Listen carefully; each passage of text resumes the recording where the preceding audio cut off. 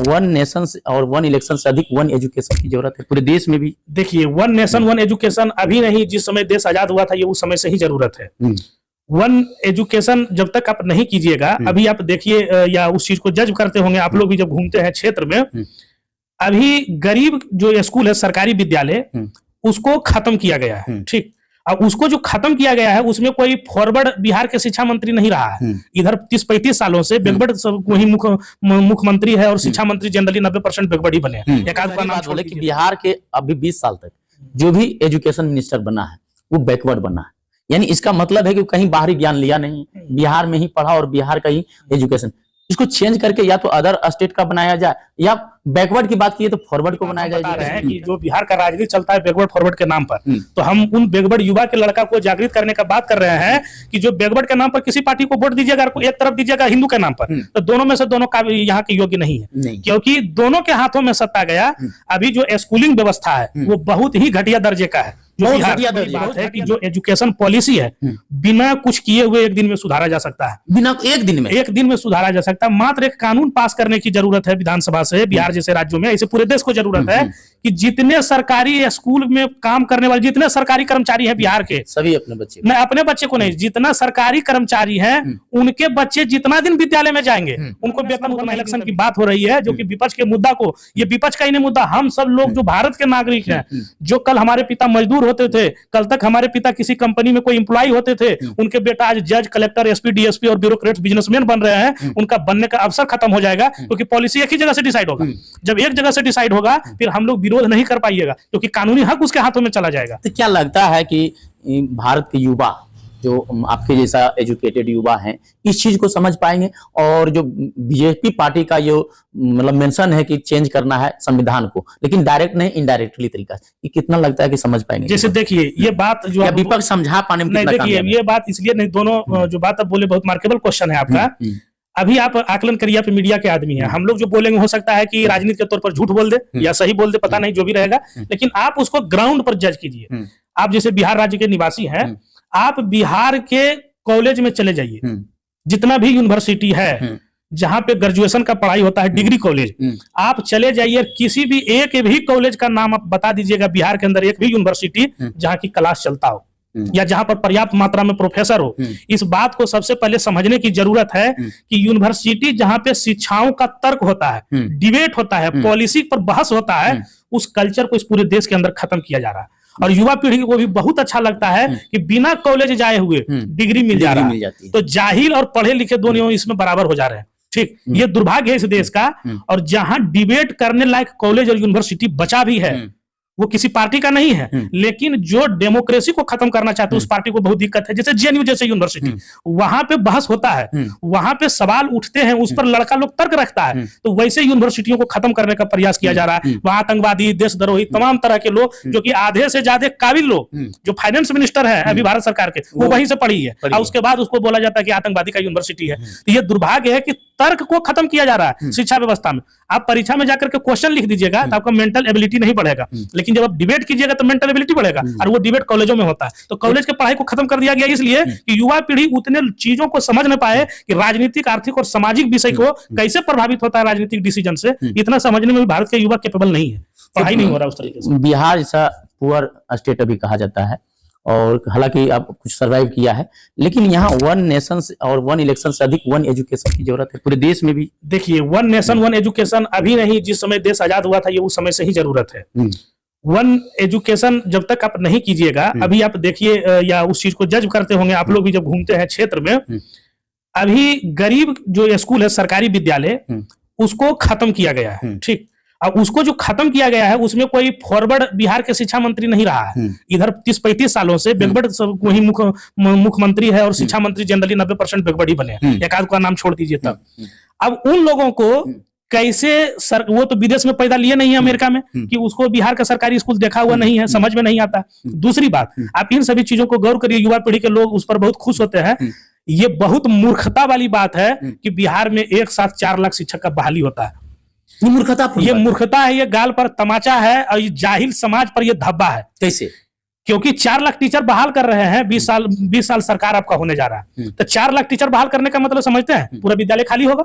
4 लाख शिक्षक बहाली कब होता है? जब 4 लाख रिक्वायरमेंट होगा वहां पे। तो सोच लीजिए कि 4 लाख शिक्षक आपको 20 साल के बाद नजर आया कि हमको बहाल करना है, तो ये 20 साल से स्कूल चल कैसे रहा था? ये मूर्खता वाली बात है। शिक्षकों का तो बहाली एक सीट पर एक दिन में निकलना चाहिए कि आज अगर शिक्षक रिटायर हुआ है तो उसका कोचिंग या क्लास जो भी है चलता है स्कूल में, एक दिन के लिए भी हर्जा ना हो।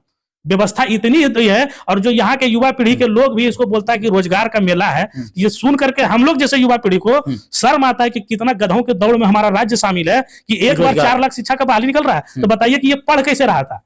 और हम लोग बात करते हैं कि बिहार का इतिहास रहा है कि यहाँ से आईएएस होता था, आईपीएस होता था, तो अभी जब जाकर के देखिए सरकारी स्कूल में यहाँ का बच्चा लेबर बनता है। आईएएस छोड़ दीजिए, ये दिल्ली और बंबई में बढ़िया से मशीन में जो लिखा हुआ रहता है 1-2 वर्ड अंग्रेजी में, ऑन ऑफ स्टार्ट और ये सब स्विच कौन सा क्या है, बस इतना पढ़ रहा है सरकारी विद्यालय में और जाकर के मशीन चला रहा है दूसरे कंपनी में, दूसरे राज्य में और दूसरे देश में। आपने एक बहुत गहरी बात बोले कि बिहार के अभी 20 साल तक जो भी एजुकेशन मिनिस्टर बना है वो बैकवर्ड बना है। यानी इसका मतलब है कि कहीं बाहरी ज्ञान लिया नहीं, बिहार में ही पढ़ा और बिहार का ही एजुकेशन। इसको चेंज करके या तो अदर स्टेट का बनाया जाए या बैकवर्ड की बात की तो फॉरवर्ड को बनाया जाए एजुकेशन मिनिस्टर। इसमें वही बात हम बता रहे हैं कि जो बिहार का राजनीति चलता है बैकवर्ड फॉरवर्ड के नाम पर, तो हम उन बैकवर्ड युवा के लड़का को जागृत करने का बात कर रहे हैं कि जो बैकवर्ड के नाम पर किसी पार्टी को वोट दीजिएगा, एक तरफ दीजिएगा हिंदू के नाम पर, तो दोनों में से दोनों का यहाँ के योग्य नहीं है, क्योंकि दोनों के हाथों में सत्ता गया। अभी जो स्कूलिंग व्यवस्था है वो बहुत ही घटिया दर्जे का है, बहुत घटिया दर्जे का है। आप इस स्कूल के बच्चे में जाइए तो कितना अच्छा ही बात सोच लीजिए। जैसे अगर मान के चलिए आप हमसे सवाल पूछ रहे हैं तो हम बोल रहे हैं, तो हम जो बोल रहे हैं हम अपने बातों पर अड़िग है, हमको लग रहा है कि हम सही बोल रहे हैं। हो सकता है कि हमारा तर्क गलत हो, लेकिन हमको ये विश्वास है कि हम जो बोल रहे हैं वो सही है। तो जितने सरकारी स्कूल के टीचर हैं, आप एक दिन किसी से जाकर के पूछिए कि आपके बच्चा मास्टर साहब कहाँ पढ़ते हैं, वो मतलब 99.99% यानी 100% कहते हैं कि संत जोसेफ में, ऑक्सफोर्ड में, डीएवी में, यानी किसी मतलब जो है प्राइवेट संस्थान तो मास्टर को जब खुद मालूम है कि हम पढ़ा नहीं पा रहे हैं, हम व्यवस्था चला नहीं पा रहे हैं, जब मास्टर को खुद मालूम है ये बात कि हम अपना स्कूल हम अपने से नहीं चला पा रहे हैं, तो जब ये व्यवस्था है मास्टर का, हेडमास्टर का, और अभी एक जो शिक्षा मंत्री बने हैं वो आईपीएस है। पूरे देश के अंदर ऐसा माना जाता है कि आईएएस और आईपीएस जो रहता है बहुत काबिल आदमी है। हमको लगता है उससे बड़ा तो मूर्ख कोई मंत्री नहीं होगा अभी तक। सुनील कुमार के बारे में जब बोलते हैं तो माइक पर वो कांपते हैं। 5 बार वो टीचर का ट्रांसफर का पॉलिसी बना चुके हैं और खुदे कैंसिल भी कर रहे हैं, खुद मतलब फिर परीक्षा लेते हैं, क्या करते हैं खुदे नहीं मालूम है कि हमको करना क्या है। बिहार के शिक्षा मंत्री चंद्रशेखर प्रोफेसर